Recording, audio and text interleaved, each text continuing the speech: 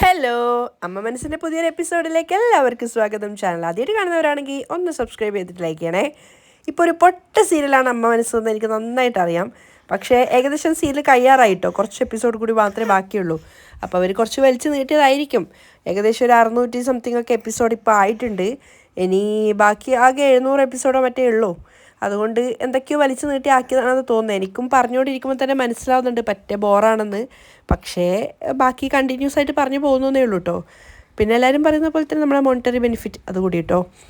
അപ്പോൾ കഥ നമ്മൾ നിർത്തിയിട്ടുണ്ടായിരുന്നത് ചന്ദ്രികയുടെ അടുത്ത് വന്നിട്ട് മേഘ ഷൗട്ട് ചെയ്ത് സംസാരിക്കുകയാണ്. എന്തിനാണ് മനീഷിനെ പോയിട്ട് സിദ്ധു വഴക്ക് പറഞ്ഞതെന്നൊക്കെ ചോദിച്ചിട്ട്. ആ സമയത്ത് ചന്ദ്രിക പറയുന്നുണ്ട്, മനീഷ് പറഞ്ഞിട്ട് നിൻ്റെ വയറ്റിൽ വളരുന്ന കുഞ്ഞിൻ്റെ അച്ഛൻ സിദ്ധാർത്ഥ് സാറല്ല എന്ന്.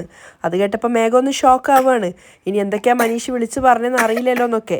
കാരണം മനീഷ് സിദ്ധു ഗർഭിണിയാക്കിയെന്ന് പറയുന്ന സമയത്ത് മനീഷ് അവിടെ നാട്ടിലുണ്ടായിരുന്നു. മേഘ ഇല്ല എന്നാണ് എല്ലാവരുടെ അടുത്തും പറഞ്ഞിട്ടുണ്ടായിരുന്നത്. അപ്പോൾ മനീഷ് തന്നെ അത് ചന്ദ്രികയോട് പറഞ്ഞിട്ടുണ്ടായിരുന്നു ആ സമയത്ത് ഞാൻ നാട്ടിലുണ്ടായിരുന്നു എന്നുള്ളത്. അപ്പോൾ മേഘ ശരിക്കും ഷോക്കാവുകയാണ്. ഇവളെല്ലാ സത്യങ്ങളും മനസ്സിലാക്കിയോ എന്നൊക്കെ വിചാരിച്ചിട്ട്. നിനക്ക് വേണമെങ്കിൽ മനീഷിന് സത്യങ്ങൾ പറയാതെ ഞങ്ങളിൽ നിന്ന് മറച്ചു വെക്കാം, പക്ഷേ ഒരു നാൾ സത്യം പുറത്തു വരിക തന്നെ ചെയ്യും. ചന്ദ്രിക മേഘയോട് തീർത്ത് പറയുകയാണ്. അവസാനം ചന്ദ്രിക പറയുന്നുണ്ട്, എനിക്കെന്തോ നിന്റെ ഗർഭത്തിന് കാരണക്കാരൻ മനീഷാണെന്നാണ് തോന്നുന്നത്. അയ്യോ, ഇവക്ക് മനീഷിൻ്റെ മേൽ സംശയം വന്നല്ലോ, മേഘ മനസ്സിൽ ചിന്തിക്കുകയാണ്. പക്ഷേ അത് ചന്ദ്രിക അറിയാതിരിക്കാൻ വേണ്ടി പെട്ടെന്ന് തന്നെ അവളോട് ഷൗട്ട് ചെയ്ത് സംസാരിക്കുകയാണ്. ഓ, ഇപ്പം ഇങ്ങനെ എന്തെങ്കിലുമൊക്കെ കഥകൾ കെട്ടിച്ചമച്ചിട്ട് മനീഷിനെ എൻ്റെ കൂടെ ചേർത്ത് വെച്ചിട്ട് നിനക്ക് സിദ്ധുവിനെ കല്യാണം കഴിക്കാമെന്നാണോ നീ കരുതുന്നത്? പക്ഷെ ഒരു കാര്യം ഞാൻ തീർത്ത് പറയാം, ഈ ജന്മത്തിൽ നിനക്ക് സിദ്ധാർത്ഥിൻ്റെ ഭാര്യയായിട്ട് ജീവിക്കാൻ സാധിക്കില്ല. ചന്ദ്രികയോട് പറഞ്ഞപ്പോൾ അവളൊന്നും മറുത്തു പറയുന്നില്ല. ആ സമയത്ത് മലരാണെങ്കിൽ രണ്ടുപേരെയും മാറി മാറി നോക്കുവാണ്. അമ്മ ഒന്നും മിണ്ടുന്നില്ല എന്ന് കണ്ട സമയത്ത് മലര് പറയുന്നുണ്ട്, എൻ്റെ അമ്മയും അച്ഛനെയും തമ്മിൽ അകറ്റാൻ നിങ്ങളെക്കൊണ്ട് ഒരിക്കലും സാധിക്കില്ല, വാ അമ്മ അകത്തേക്ക് പോവാം എന്ന് പറഞ്ഞിട്ട് ചന്ദ്രികയും കൂട്ടിക്കൊണ്ട് മലര് അകത്തേക്ക് പോവാണ്. മേഘ ദേഷ്യത്തോടെയും ഒരു പുച്ഛത്തോടെയൊക്കെ അവിടെ നിൽക്കുന്നുണ്ടായിരുന്നു. മലര് റോഡിൽ വെച്ച് സൈക്കിൾ ഓടിച്ച് പഠിച്ചുകൊണ്ടിരിക്കുകയാണ്. ആ സമയത്ത് അതിൻ്റെ ചങ്ങല ചെറുതായിട്ടൊന്ന് വിട്ടുപോയിട്ടുണ്ടായിരുന്നു. മലരാകെ ടെൻഷൻ ആവുകയാണ്. രാത്രി ആയിട്ടുണ്ട്. അയ്യോ, ഇതിൻ്റെ ചങ്ങല വിട്ടുപോയിരിക്കുകയാണല്ലോ. അമ്മയും അച്ഛനും ആണെങ്കിൽ ബിസിനസ്സിൻ്റെ ആവശ്യത്തിന് വേണ്ടി പുറത്തു പോയിരിക്കുക. ഇനി എന്താ ചെയ്യാന്നൊക്കെ വെപ്രാളത്തോടെ ചിന്തിച്ചുകൊണ്ട് അവൾ തന്നെ അത് നന്നാക്കാനൊക്കെ ശ്രമിക്കുകയാണ്. ആ സമയത്താണ് മഹേഷ് അങ്ങോട്ടേക്ക് ഓട്ടോ ഓടിച്ച് വന്നുകൊണ്ടിരിക്കുന്നത്. മഹേഷ് ആണെങ്കിൽ റോട്ടിൽ മലറിനെ കണ്ടപ്പോൾ വണ്ടി നിർത്തുകയാണ്. മലര് മഹേഷിനെ കണ്ടിട്ടുണ്ടായിരുന്നില്ല. മലര് സൈക്കിൾ ഓടിച്ച് പഠിക്കുകയാണെന്നാണല്ലോ തോന്നുന്നത്. മഹേഷ് വണ്ടി നിർത്തി ഇറങ്ങിയിട്ട് ചിന്തിക്കുന്നുണ്ട്. മലറിൻ്റെ അടുത്തേക്ക് പോയിട്ട് പുഞ്ചിരിച്ചുകൊണ്ട് ചോദിക്കുകയാണ്, എന്താ മലർ, രാത്രി പുറത്താണല്ലോ നിൽക്കുന്നത്, സൈക്കിൾ ഓടിച്ച് പഠിക്കുകയാണോ? ആ അതെ. മലര് വലിയ താല്പര്യമില്ലാത്ത മട്ടിലാണ് സംസാരിക്കുന്നത്. പക്ഷേ മഹേഷ് നല്ല ചിരിയൊക്കെ വരുത്തിക്കൊണ്ടാണ് സംസാരിക്കുന്നത്. ശരി, സിദ്ധുവും ചന്ദ്രിക എവിടെ? അച്ഛനും അമ്മയും പുറത്തു പോയിരിക്കുക. മലര് പറഞ്ഞത് കേട്ടതും മഹേഷ് ശരിക്കും ഞെട്ടിപ്പോയിട്ടുണ്ടായിരുന്നു. കാരണം സിദ്ധാർത്ഥിനെയാണ് മലര് അച്ഛ എന്ന് വിളിക്കുന്നത്. ആ ദേഷ്യത്തോടെ കൂടി തന്നെയാണ് അവൻ മലറിനോട് ചോദിക്കുന്നത്, എന്ത് അമ്മയും അച്ഛനുമോ? ആരെയാ നീ അച്ഛ എന്ന് വിളിക്കുന്നത്? നിന്റെ അച്ഛൻ ഞാനാണ്. എൻ്റെ അച്ഛൻ നിങ്ങളൊന്നുമല്ല, എൻ്റെ അച്ഛൻ സിദ്ധു ആണ്. മലരും വിട്ടുകൊടുക്കുന്നില്ല. ഓ, നിന്റെ അമ്മയെ കല്യാണം കഴിക്കുന്നതിന് മുമ്പ് തന്നെ ആ സിദ്ധു നിന്റെ അച്ഛനായി കഴിഞ്ഞോ? ഇങ്ങോട്ട് നോക്ക്, ഇനി മേലാൽ സിദ്ധുവിനെ അച്ഛ എന്ന് നീ വിളിക്കാൻ പാടില്ല. ചന്ദ്രികയെ കല്യാണം കഴിക്കാനുള്ള യോഗ്യതയൊന്നും അവനില്ല. ആ സിദ്ധു എത്ര മോശക്കാരനാണെന്ന് അറിയോ നിനക്ക്? എൻ്റെ അച്ഛൻ മോശക്കാരനൊന്നും അല്ല, എൻ്റെ അച്ഛൻ വളരെ നല്ലവനാണ്. മലരും മഹേഷിന് തട്ടുതട്ടായിട്ട് സംസാരിക്കുകയാണ്. അവൾക്കും മഹേഷിൻ്റെ അതേ ദേഷ്യം തന്നെയായിരുന്നു ഉണ്ടായിരുന്നത്. മഹേഷ് ഒന്ന് കാമാവുകയാണ്. എന്നിട്ട് അവിടെ ഇരുന്നിട്ട് മലറിനോട് സംസാരിക്കുന്നുണ്ട്. മലർ, നീ ചെറിയ കുട്ടിയാണ്, നിനക്ക് പറഞ്ഞാൽ മനസ്സിലാക്കാനുള്ള പ്രായമായിട്ടില്ല. ആ സിദ്ധു മേഘയുടെ അടുത്ത് മോശക്കാരനായിട്ട് നടന്നവനാണ്. അതുകൊണ്ടാണ് മേഘ സിദ്ധുവിൻ്റെ പേരിൽ കംപ്ലൈൻറ്റ് കൊടുത്തിരിക്കുന്നത് പോലീസിൽ പോയിട്ട്. അങ്ങനെയുള്ള ഒരാളെ നീ അച്ഛ എന്നാണോ വിളിക്കുന്നത്? അപ്പോഴും മലര് ദേഷ്യത്തോടെയാണ് പറയുന്നത്, എൻ്റെ അച്ഛനെ പറ്റി എനിക്ക് നന്നായിട്ട് അറിയാം. എൻ്റെ അച്ഛൻ ഒരു തെറ്റും ചെയ്തിട്ടുണ്ടാവില്ല. മഹേഷിന് മലരിൻ്റെ സംസാരം കേൾക്കുമ്പോൾ ദേഷ്യം വരുന്നുണ്ടെങ്കിലും അവനത് കടിച്ചമർത്തിയിട്ട് പറയാണ്, മലർ, നീ ചെറിയ കുട്ടിയാണ്. അതുകൊണ്ടാണ് വീട്ടിലുള്ള എല്ലാവരും നിന്നോട് കള്ളം പറഞ്ഞ് നിന്നെ പറ്റിക്കുന്നത്. ഈ വീട്ടിലുള്ള ആരെയും നീ വിശ്വസിക്കരുത്. സിദ്ധു വളരെ മോശക്കാരനാണ്. അവൻ ചന്ദ്രികയെ കല്യാണം കഴിക്കാൻ പാടില്ല. മഹേഷ് വീണ്ടും അത് ആവർത്തിച്ച് പറഞ്ഞപ്പോഴേക്കും മലര് മഹേഷിൻ്റെ ചെകിട്ടത്ത് നോക്കി ഒന്ന് പൊട്ടിച്ചു കൊടുക്കുകയാണ്. മലര് തല്ലിയതും മഹേഷിൻ്റെ ദേഷ്യം അങ്ങോട്ട് കയറുകയാണ്. അവനെ എഴുന്നേറ്റ് നിന്നിട്ട് മലറിനെ ഇങ്ങനെ ദേഷ്യത്തോടെ അടിക്കാനൊക്കെ വേണ്ടി നോക്കുകയാണ്. ആ സമയത്ത് മലരും അതേ ദേഷ്യത്തോടെ തന്നെ നിൽക്കുന്നത്. മലര് പറയുന്നുണ്ട്, ഇനി ഒരു പ്രാവശ്യം കൂടി എൻ്റെ അച്ഛനെയും അമ്മയും തമ്മിൽ പിരിക്കാൻ നീ ശ്രമിക്കുകയാണെങ്കിൽ ഞാൻ തന്നെ നിന്നെ പോലീസിന് പിടിച്ചു കൊടുക്കും. ഒരു കുഞ്ഞിനെ പോലെ ആയിരുന്നില്ല മലര് സംസാരിച്ചിട്ടുണ്ടായിരുന്നത്. അതും പറഞ്ഞിട്ട് ദേഷ്യത്തോടെ സൈക്കിൾ പോലും എടുക്കാതെ അകത്തേക്ക് പോവാണ്. മഹേഷിന് വന്ന ദേഷ്യത്തിന് മലറിനെ ഒന്നും ചെയ്യാൻ പറ്റാത്തത് കൊണ്ട് അവൾ അവിടെ വെച്ചിട്ട് പോയ സൈക്കിൾ വലിച്ചെറിയാണ്. ആ നീ ചെല്ല്, സിദ്ധു ജീവനോടെ ഉണ്ടെങ്കിൽ മാത്രമല്ലേ നീ അവനെ അച്ഛ എന്ന് വിളിക്കുള്ളൂ. എത്രയും പെട്ടെന്ന് അവൻ്റെ കാര്യത്തിൽ ഞാനൊരു തീരുമാനം ഉണ്ടാക്കും. മഹേഷ് മനസ്സിൽ ദേഷ്യത്തോടെ ചിന്തിക്കുകയാണ്. മേഘ കയ്യിലൊരു ഫയലും പിടിച്ചിട്ട് അങ്ങോട്ടും ഇങ്ങോട്ടും നടക്കുകയാണ്. അവൾ ക്ഷേത്രത്തിന് മുൻവശത്തായിട്ടാണ് നിൽക്കുന്നത്. രാത്രി ആയിട്ടുണ്ടായിരുന്നു. ആ സമയത്ത് മനീഷ് അങ്ങോട്ടേക്ക് വരികയാണ്. മേഘ എന്തൊക്കെയോ ചിന്തിച്ചുകൊണ്ട് അങ്ങോട്ടും ഇങ്ങോട്ടും നടക്കുന്നത് മനീഷ് കാണുന്നുണ്ട്. അവൻ വന്നിട്ട് ചോദിക്കുകയാണ്, മേഘ എന്തിനാ മേഘ നീ എന്നോട് ഇങ്ങോട്ടേക്ക് വരാൻ പറഞ്ഞത്? മേഘ തൻ്റെ കയ്യിലുണ്ടായിരുന്ന ആ ഒരു ഫയൽ മനീഷിനെ കാണിച്ചുകൊണ്ട് പറയാണ്, ഇന്ന് ഞാൻ ഹോസ്പിറ്റലിൽ പോയിട്ടുണ്ടായിരുന്നു. സ്കാനിങ് എടുക്കാനുള്ള ദിവസമായിരുന്നു ഇന്ന്. കുട്ടി നല്ല ആരോഗ്യത്തോടെയാണ് ഉള്ളതെന്ന് അവർ പറഞ്ഞത്. അത് കേട്ടപ്പോൾ മനീഷിൻ്റെ മുഖത്ത് നല്ലൊരു സന്തോഷം നിറയാണ്. ഇന്നാ റിപ്പോർട്ട് നോക്ക് എന്ന് പറഞ്ഞിട്ട് അവന് കൊടുത്തപ്പോൾ അവനത് വേഗം ആവേശത്തോടെ വാങ്ങിയിട്ട് മറച്ചു നോക്കുകയാണ്. അതിനകത്ത് കുഞ്ഞിൻ്റെ ആ ഒരു പൊസിഷനും കാര്യങ്ങളൊക്കെ കാണിക്കുന്നുണ്ടായിരുന്നു. മനീഷിൻ്റെ മുഖത്തുള്ള ആ ഒരു സന്തോഷം മേഘ നന്നായിട്ട് എൻജോയ് ചെയ്യാണ്. കാരണം അവൾക്കത് ആവശ്യമായിരുന്നു. അത് കഴിഞ്ഞിട്ട് അവൾ പറയാണ്, ഈ കുട്ടി നന്നായിട്ട് ഭൂമിയിലേക്ക് വരണമെങ്കിൽ ഞാൻ മനസ്സ് വെക്കണം. അതിനു വേണ്ടിയിട്ട് ഞാൻ പറയുന്ന കാര്യങ്ങൾ മാത്രമേ നീ ചെയ്യാവൂ. നാളെ ഞാൻ പറയുന്നത് പോലെ മാത്രമേ നീ കോടതിയിൽ പറയാവൂ. അത് കേട്ടപ്പോൾ മനീഷ് ഞെട്ടിക്കൊണ്ട് അവളെ നോക്കുവാണ്. എന്തായിരിക്കും മേഘ പറയാൻ പോകുന്നത് എന്ന് ഏകദേശം അവൻ അറിയായിരുന്നു. എൻ്റെ വയറ്റിൽ വളരുന്ന കുഞ്ഞിനും നിനക്കും തമ്മിൽ യാതൊരു ബന്ധവും ഇല്ല എന്ന് നാളെ നീ കോടതിയിൽ പറയണം. മനീഷ് എത്ര തന്നെ അത് മനസ്സിൽ വിചാരിച്ചിട്ടുണ്ടായിരുന്നെങ്കിലും അവൻ ഞെട്ടലോട് കൂടിയാണ് അവളെ നോക്കുന്നത്. കാരണം സ്വന്തം കുഞ്ഞ് തൻ്റേതല്ല എന്ന് പറയാനാണ് അവൾ പറയുന്നത്. അത് മനസ്സിലാക്കിയിട്ട് മേഘ വീണ്ടും അടുത്തൊരു കാര്യമാണ് പറയുന്നത്. എനിക്ക് വേണ്ടിയിട്ട് നീ കള്ളം പറയണമെന്നൊന്നുമില്ല. പക്ഷേ നിൻ്റെ പിറക്കാൻ വേണ്ടി പോകുന്ന കുട്ടിക്ക് വേണ്ടി നീ ഒരു കള്ളം പറഞ്ഞാൽ മതി. നിൻ്റെ കുഞ്ഞ് നന്നായിട്ട് ജീവിക്കണമെങ്കിൽ മാത്രം നീ ഇങ്ങനെ ഒരു കള്ളം പറഞ്ഞാൽ മതി. മേഘ, എൻ്റെ കുഞ്ഞ് സിദ്ധുവിൻ്റെ കുഞ്ഞാണെന്ന് ഞാൻ എങ്ങനെയാണ് കള്ളം പറയുക? ആലോചിച്ച് നോക്കുമ്പോൾ തന്നെ എനിക്ക് വല്ലാത്ത നാണക്കേട് തോന്നുന്നു. മനീഷിൻ്റെ മുഖത്ത് ആ ഒരു ദേഷ്യം ഉണ്ടായിരുന്നു. അപ്പോൾ മേഘ പുച്ഛത്തോടെ പറയാണ്, ഇതിനേക്കാളും വലിയ നാണക്കേടൊക്കെ ഞാൻ അനുഭവിച്ചു കഴിഞ്ഞു. ഈ ഒരു കള്ളം പറഞ്ഞു എന്ന് കരുതി നിൻ്റെ അന്തസ്സും അഭിമാനവും ഒന്നും നശിച്ചു പോകാൻ പോകുന്നില്ല. എന്നെ സംബന്ധിച്ചിടത്തോളം സിദ്ധുവും ചന്ദ്രികയും ഒന്നിച്ച് ജീവിക്കാൻ പാടില്ല. നാളെ ചന്ദ്രികയും സിദ്ധുവും കോടതിയിൽ വെച്ച് എൻ്റെ വയറ്റിൽ വളരുന്ന കുഞ്ഞിൻ്റെ അച്ഛൻ നീയാണെന്ന് പറയാൻ വേണ്ടി നിർബന്ധിക്കും. പക്ഷേ നീ അങ്ങനെ പറയാൻ പാടില്ല. അങ്ങനെ നീ പറഞ്ഞു എന്ന് വെക്ക്. അങ്ങനെ പറഞ്ഞാൽ പിന്നെ എൻ്റെ വയറ്റിൽ വളരുന്ന നിൻ്റെ കുട്ടിയെ നിനക്ക് പിന്നീട് ജീവനോടെ കാണാൻ സാധിക്കില്ല. എൻ്റെ കൂടെ നിനക്ക് ഒന്നിച്ച് ജീവിക്കാമെന്നുള്ള നിൻ്റെ ആഗ്രഹവും ഒരു കാലത്തും നടക്കില്ല. മേഘ മനീഷിനെ നന്നായി ഭീഷണിപ്പെടുത്തിയിട്ട് അവിടെ നിന്നും പോവുകയാണ്. ഒന്നും ചെയ്യാനാവാത്ത നിസ്സഹായാവസ്ഥയിൽ ആ ഒരു ഫയലും പിടിച്ചിട്ട് നിൽക്കുകയാണ് മനീഷ്. പിറ്റേന്ന് എല്ലാവരും കോടതിയിലെത്തിയിരിക്കുകയാണ്. ആ സമയത്ത് ലക്ഷ്മി അഡ്വക്കേറ്റിനോട് ചോദിക്കുന്നുണ്ട്, മേഘ സിദ്ധുവിനെതിരെ കൊടുത്തിരിക്കുന്ന കേസ് എങ്ങനെയാണ് നമ്മൾ കോടതിയിൽ കള്ളമാണെന്ന് തെളിയിക്കുക? അതിനുള്ള എന്ത് തെളിവാണ് നമ്മുടെ കയ്യിലുള്ളത്? ലക്ഷ്മിയുടെ ആദി വല്ലാത്തതായിരുന്നു. അപ്പോൾ അഡ്വക്കേറ്റും പറയുന്നുണ്ട്, സംഭവം നടന്ന ദിവസം സിദ്ധു മേഘയുടെ കൂടെ ഉണ്ടായിരുന്നു. ആ ദിവസം സിദ്ധു മേഘയുടെ അടുത്ത് മോശമായിട്ടൊന്നും പെരുമാറിയിട്ടില്ല എന്ന് വേണം നമ്മളിപ്പോൾ കോർട്ടിൽ തെളിയിക്കാൻ. കോടതിയെ വിശ്വസിപ്പിക്കാൻ ആവശ്യമുള്ളത് തെളിവുകളാണ്. അതിനുള്ള സ്ട്രോങ് ആയിട്ടുള്ള ഒരു തെളിവുകളും ഇപ്പോൾ നമ്മുടെ കയ്യിലില്ല. എന്നാലും മേഘയെ ചോദ്യം ചെയ്യുന്ന സമയത്ത് എന്തെങ്കിലും ഒരു കാര്യം അവളുടെ നാവിൽ നിന്ന് വീഴും എന്ന് തന്നെയാണ് എൻ്റെ പ്രതീക്ഷ.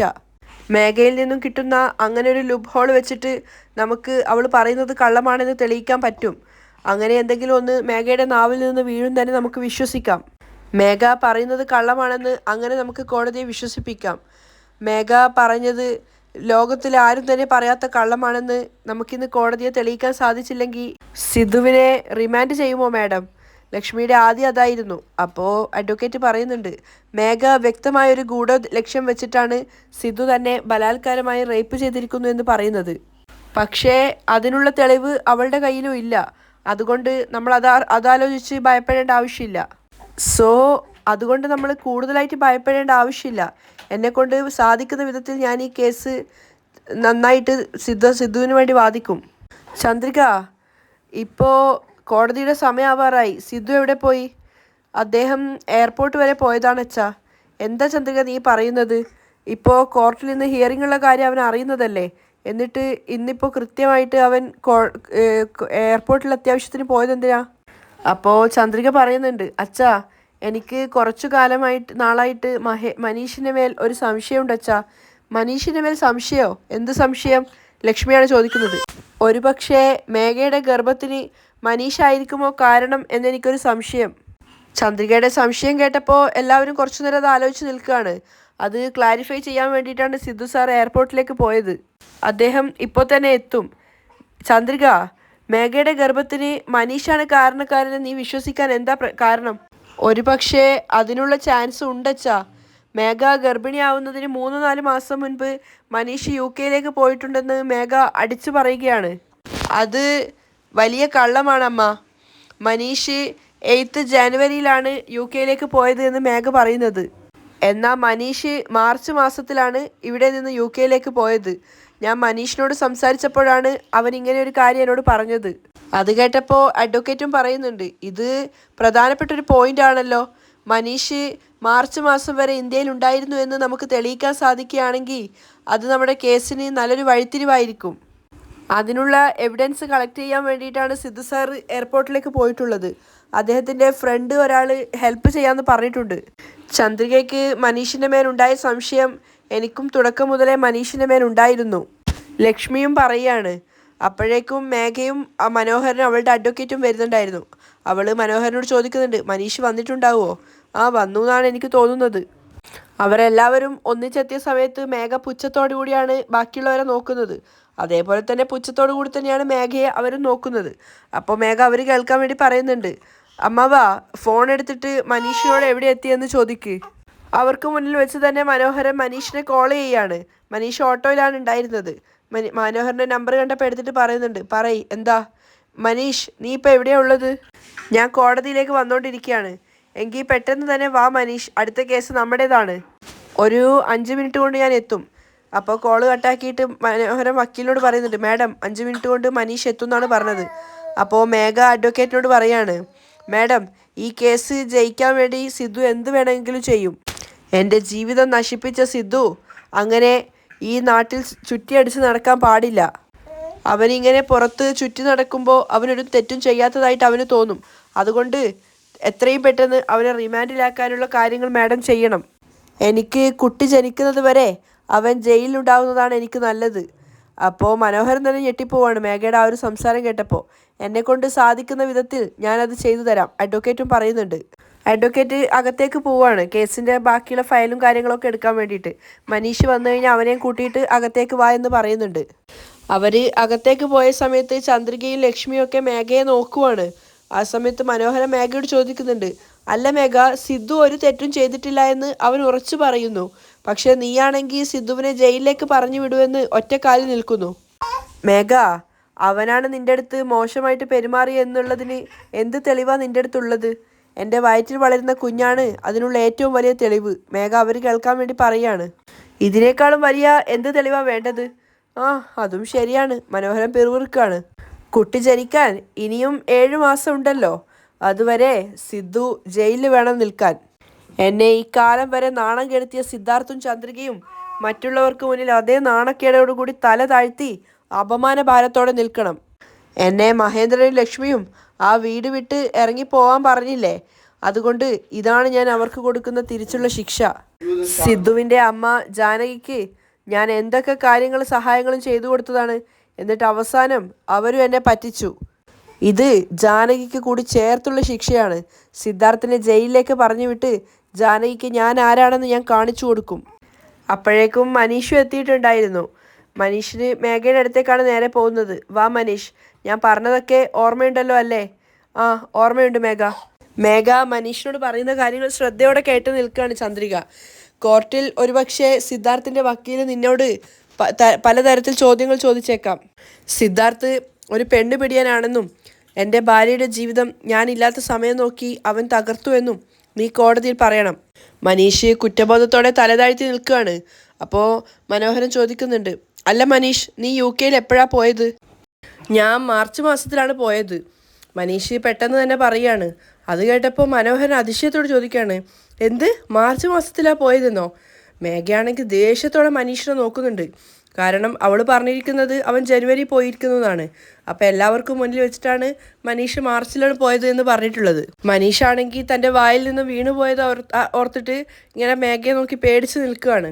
അപ്പോൾ മേഘ ഇങ്ങനെ കണ്ണുകൊണ്ട് കാണിച്ചിട്ട് പറയുന്നുണ്ട്, നീ ജനുവരിയിലല്ലേ മനീഷ് UK പോയത്? മേഘ മനീഷിന് കണ്ണുകൊണ്ട് കാണിച്ചു കൊടുക്കുകയാണ് അങ്ങനെ പറയുമെന്ന്. അപ്പോൾ പെട്ടെന്ന് തന്നെ മനീഷ് പറയുന്നുണ്ട്, അതെ അതെ, ഞാൻ ജനുവരിയിലായിരുന്നു UK പോയത്, എനിക്ക് മാറിപ്പോയതാ. പക്ഷേ മനോഹറിന് അതത്ര വിശ്വാസം വന്നില്ല. അയാൾ സംശയത്തോട് ചോദിക്കുകയാണ്, അല്ല മനീഷ്, പുറംനാട്ടിലേക്ക് പോയ നിനക്ക് തന്നെ നീ ഏത് മാസത്തിലാണ് പോയത് എന്ന് സംശയമാണല്ലോ. മനോഹറിന് തന്നെ തങ്ങളെ സംശയം വന്നിരിക്കുന്നു എന്ന് അവർക്ക് രണ്ടുപേർക്കും മനസ്സിലായി. അല്ല, മേഘ പറയുന്നു നീ ജനുവരിയിലാണെന്ന്, മനീഷ് പറയുന്നു മാർച്ചിലാണെന്ന്. നിങ്ങൾക്ക് രണ്ടുപേർക്കും തന്നെ പരസ്പരം ഇങ്ങനെ മാറി മാറി പറയുമ്പോൾ പരസ്പരം സംശയമായിട്ട് തോന്നുന്നില്ലേ? അപ്പോൾ മനീഷിൻ്റെ വായിൽ നിന്ന് വന്ന ആ ഒരു കാര്യം മേഘയെ വല്ലാതെ ദേഷ്യം പിടിപ്പിക്കുന്നുണ്ടായിരുന്നു. മനീഷ്, എത്ര തവണ നിന്നോട് പറഞ്ഞതാണ് നീ 8 ജനുവരിയിലാണ് UK പോയത്? ആര് ചോദിച്ചാലും നീ അങ്ങനെ വേണം പറയാൻ. ശരി മേഘ, മനീഷ് പേടിയോടെ സമ്മതിക്കുകയാണ്. അപ്പോൾ മനോഹരൻ പറയുന്നുണ്ട്, അല്ല മനീഷ്, എനിക്കിപ്പോൾ ഒരു സംശയമുണ്ട്. എന്താ? അല്ല, മേഘയുടെ ഗർഭത്തിന് നീയാണോ ഉത്തരവാദിയെന്ന് എനിക്കിപ്പോൾ ഒരു ഡൗട്ട് തോന്നുന്നുണ്ട്. അയാൾ പറഞ്ഞത് കേട്ടതും മനീഷും മേഘയും ഒരുപോലെ ഷോക്കായിട്ട് പരസ്പരം നോക്കുവാണ്. അവിടെയാണ് ഇന്നത്തെ എപ്പിസോഡ് വൈൻഡപ്പ് ചെയ്യുന്നത്.